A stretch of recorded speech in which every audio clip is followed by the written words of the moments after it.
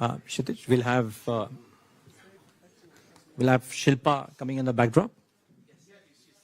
Perfect. Okay. Oh yeah, there's it. Okay, great. Well, hello everybody, and thanks so much for joining in. My name is Neeraj Shah from NDTV, and it's an absolute delight to be moderating this panel because it is arguably the biggest buzzword after Donald Trump in this year's WEF. That is AI, and it's only befitting that the state which is usually taken the lead when it comes to all things technology has decided to set up this panel, and that is of course the state of Andhra Pradesh. And on the panel today, let me go by the order in which I have the names with me. We have Shilpa Kolhatkar. She's Global Head of AI Nations at NVIDIA, and it's a delight to talk to her, of course. Professor Daniel Susskind, Senior Research Associate, Institute for Ethics in AI and Associate Member of the Economics Department, University of Oxford from UK. Professor Jay Lee, Distinguished Professor and Director at Industrial Artificial Intelligence Center, University of Maryland, USA. Seri Kreis, Professor of Cybersecurity, University of Oxford, United Kingdom. Professor Ricardo Hausman, Founder and Director of Growth Lab, Harvard University, USA. And of course, Honorable Minister Nara Lokesh from the state. So great. It was lovely to see the panel yesterday, Minister Lokesh, and it's a great setup that we have today. Can I just start off with the thesis behind you doing this right here at the WEF? Because yes, AI is at the front and center, but some of the topics that have been chosen have been curated carefully to drive home a message about what the state wants to do as well. Thanks to all the panelists for making it and taking time out. Really appreciate it. No, as a state, we are very cognizant that AI is here. It is fundamentally going to transform the way we're going to do things. I think the other theme that's been going is, are we going to be the disruptor or are we going to be disrupted? That's the theme that I hear across WEF this year. And Andhra Pradesh wants to be the disruptor. So what we want to gauge is, what is it that we need to do as a state? And how do you prepare the citizens for it? And how can we tap the power of AI for our farmers, for our artisans, for our carpenters, for our electricians? I think there's something substantive that we can do as a nation, and this is why we wanted to set this panel up and really learn from them. And parallelly, what we're looking at to do in Andhra Pradesh is to actually do an AI university, which is collaborative. We want to bring the industry to lead this entire initiative. We've done this in the past with the Indian School of Business. It's called ISB. We've done this in, I think, the late 90s. And now I think time has come for India also to leapfrog, even in the education. So I think that's a bit of context to why we are here. Okay. Well, let me start. Usually we start ladies first. I'm not going to follow that because it's an equal panel here. Let me start from the far left and Professor Hausman, because it kind of flows in nicely with what Minister Lokesh just mentioned as well. How do you think institutions and the state, be it any state, whether it's Andhra Pradesh or otherwise, collaborate to bring forth the best practices, the best kind of learning models for the entire ecosystem to benefit out of this buzzword? I wouldn't call it just a buzzword, a technology which people say is probably even bigger than the internet of 2000. So my main piece of advice is to say the following. AI is what they call a general purpose technology. It is going to permeate across all human activities. So there is going to be very, very few people who will be needed to figure out kind of like the algorithm, the learning algorithms, the backbone, the hardware, the NVIDIAs of this world, right? But we need a lot of people to simply think, what are the human challenges you want to solve? And to what extent AI can allow you to do more than what you would have done without it. So if we, if you think that AI is a hammer, you're looking for nails. If we focus our attention on the things that really matter to us, and be sufficiently cognizant of AI, we will be able to find killer apps for AI that have yet to be developed. You know, one of the reasons why there was a bust after the dot-com boom is because we invested a hell of a lot in the backbone and in the hardware and so on, and we didn't have the killer apps. That was before YouTube, that was before Netflix, that was before Amazon, that was before many, many things, right? So we are at that stage. We have something that empowers, enables to do many things. We just don't know what yet. So I would say, think hard about what are the key problems in your state, in your country, that you would like to address. You know, we would like to improve the quality of education. We would like to improve the quality of healthcare. We would like to do many things in life, right? Well, now we have this hammer. Don't think just about the hammer. Think about your goals and think about how you can achieve your goals using these instruments. And I would say that is where the killer apps are going to come from. And let me tell you, if you focus on your problems, on your headaches, on your obsessions, you will probably solve them. But let me tell you a secret. You're not the only one with those headaches. So your solutions are going to be solutions for the world. But you're going to get to those solutions for the world by understanding the specific problems you want to solve. This is something that came in yesterday's panel as well, that instead of trying to look for solutions that might be available, let states, let companies and let countries define what their problems are, and then go to companies for trying to figure out whether the companies can help them create the solutions for those problems or no. And by the way, let's keep this a bit free-flowing. So if anybody wants to come in at any point of time, just please come in, including Minister Lokesh as well. But Professor Lee, can I come to you on this? Because you seem to be wanting to make a statement. Yeah, on that. I agree with Ricardo's comments, because typically when we say AI, right, I made comments earlier at lunch, right, we call ABC. Three algorithms, big data, and computing. That's called 3 elements. But that's horizontal. Vertical called domain, healthcare domain, energy domain, right? Semiconductor domain, etc., etc. So if you focus on one domain as a purpose, then you look for the problem source. Then you develop AI process. I call 3P. Purpose, problem, process. Then you hit the goal. So to me, if you take a healthcare domain, which I made a comment earlier, right? Healthcare, FDA took 18 years to approve about 40 or 50, 60 drugs a year. 18 years. 7 years is a clinical trial. 11 years is do all kinds of testing and development. If you shrink the 11 years down to 2 years, how many lives going to save? Lots of lives. Every country need it. Every country. Entire world need it, right? This is collaborative work. So you look at the positive, you know, the area for that. Of course, you got to find what's the problem source first. So I do agree. I think we need to look at that kind of a killer M as a collaborative winning. Yeah. Thank you for that. Shilpa, you want to weigh in on this, because I think there is a lot of question around that what state, and you know, the key point about today's conversation was, can we shape the future of next gen AI, right? I mean, innovative hub, data factory, etc., and AI university that Minister Lokesh referred to. How does a state collaborate with different stakeholders in this whole AI ecosystem to do the best of all of these things? Yeah, thank you for that.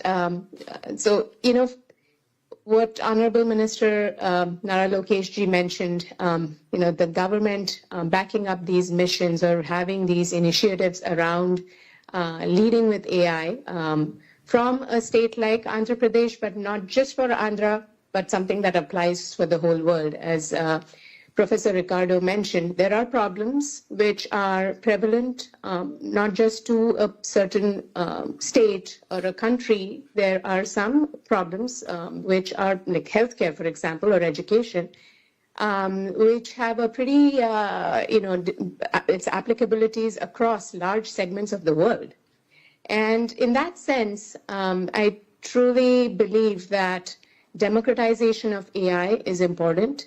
And everybody, what that means is everybody should be able to take advantage of AI as a tool. You know, not everybody is going to be a machine learning engineer or a data scientist, but using AI as a tool and having the access to build solutions for their specific problems is the key. And that's possible through democratization of AI, through making education and training and upskilling available.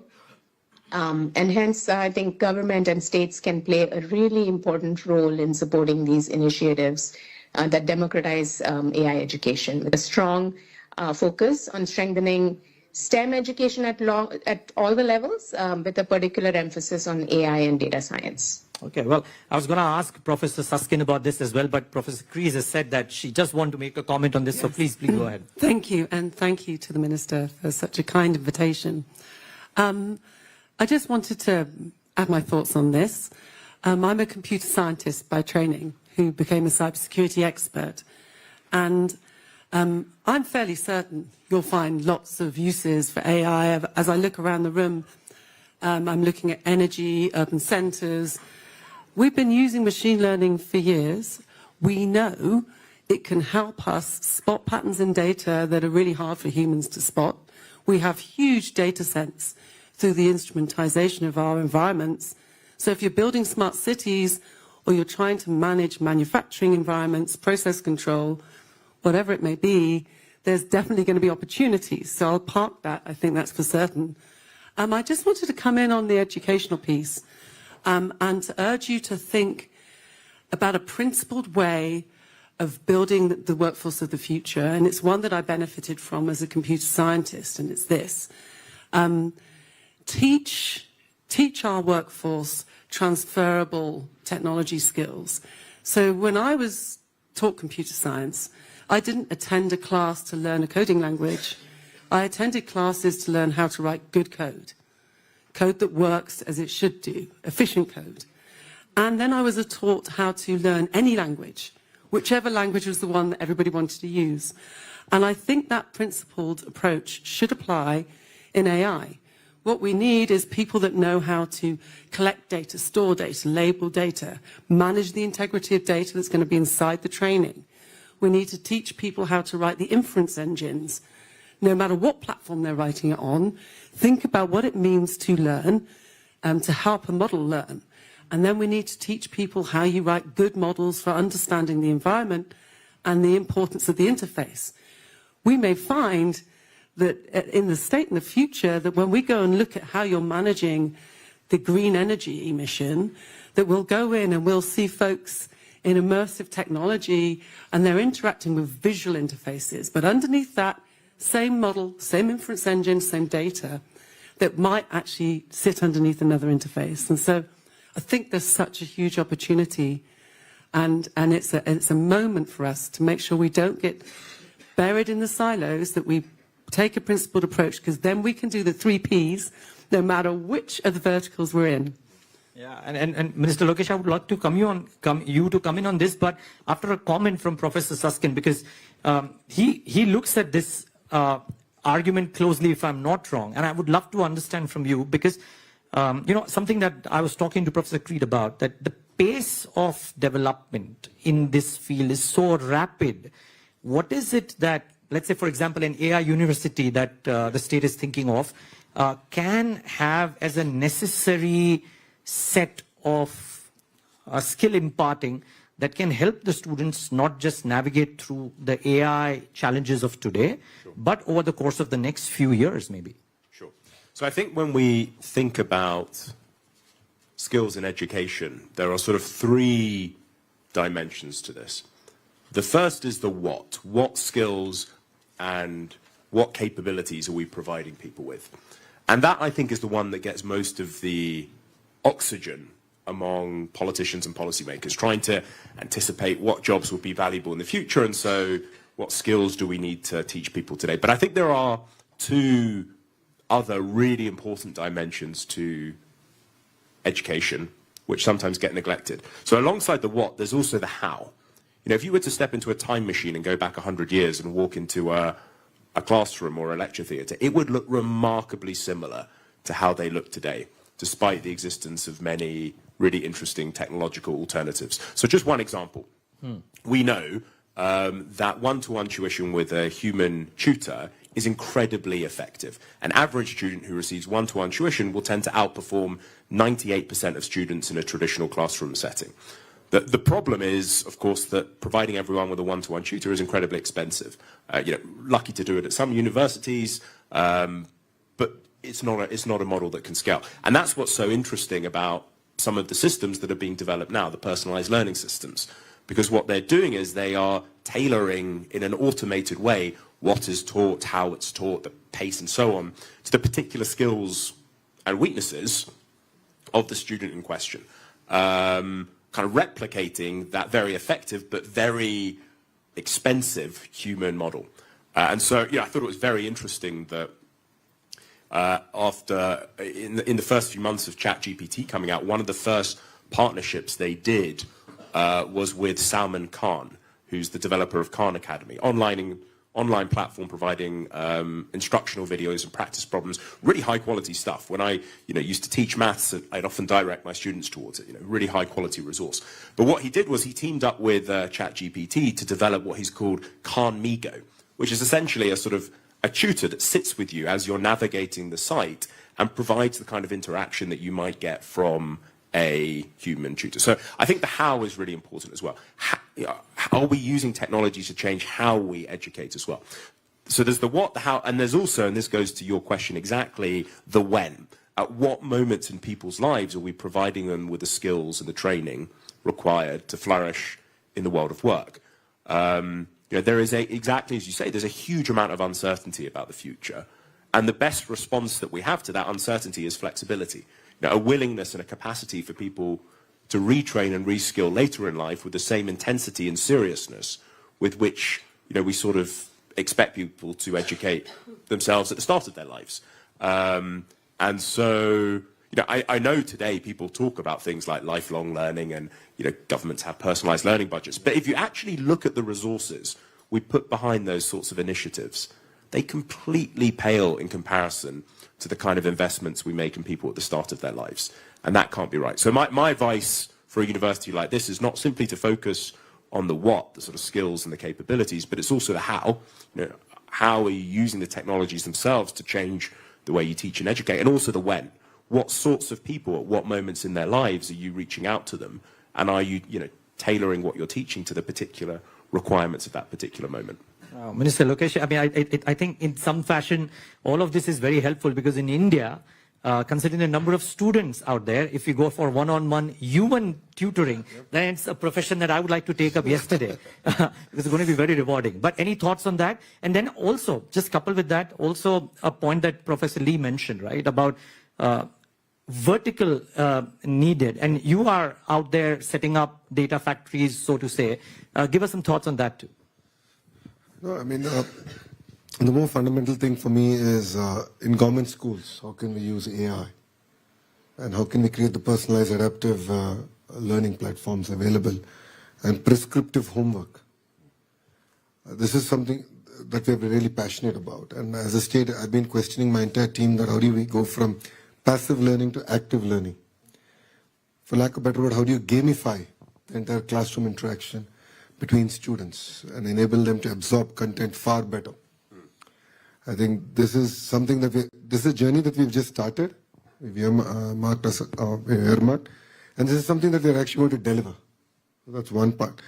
On the larger context, India has jumped over the personal computing, gone directly to smartphone, and then that presents a unique opportunity for us. So, healthcare.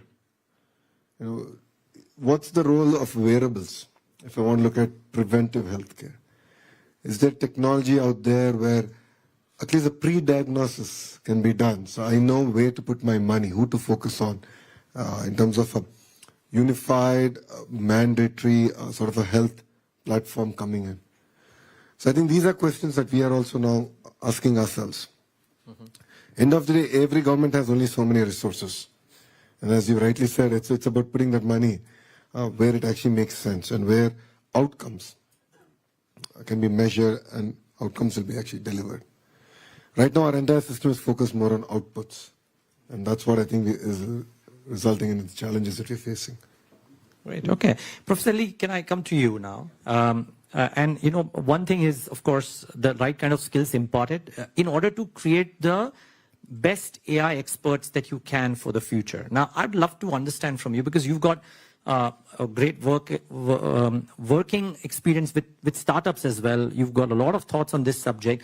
What are the key elements or the critical elements for which would be very necessary for creating the right set and the right number of AI experts for the future, not just from an Indian or an Andhra Pradesh perspective, but in general? Well, we're more interested in create AI winner, not just an expert. AI winner, okay. So yeah, expert can be many things. Yeah, the expert sometimes is not necessarily a winner. So, well, let me put it this way. I like the term you call data factory because we are doing a data foundry at University of Maryland. So what a data foundry really is, because when you take the verticals, we have industry. You have electronic manufacturing verticals, automotive verticals, right? You have a lot of data people generate. But most of the data, they are maybe Excel sheet ready, but they're not machine learning ready. There's no background, no label. That's 80% of your work going to be. But if you have a data factory, you should have a good 3B. Baseline, background, and also good benchmarkable. I call 3B. If you have no baseline, no background, not benchmarkable, anybody can speak apple, orange, you cannot compare them. Number one. Number two, the teaching method. I like you say when, how, what, which is very good. But I think in industry, we're talking about industry, right? AI has to have economic evidence. You cannot say AI for fun. Yeah, I mean, maybe, but if you cannot have an economic impact, how long is it going to last for fun? Well, first of all, the principle base, which anybody can teach, and every professor can teach principle. Second, we focus on practice based. We create data sets. They are ready to be used. You can learn different tools. Could be simply like support vector machine, self-organizer map,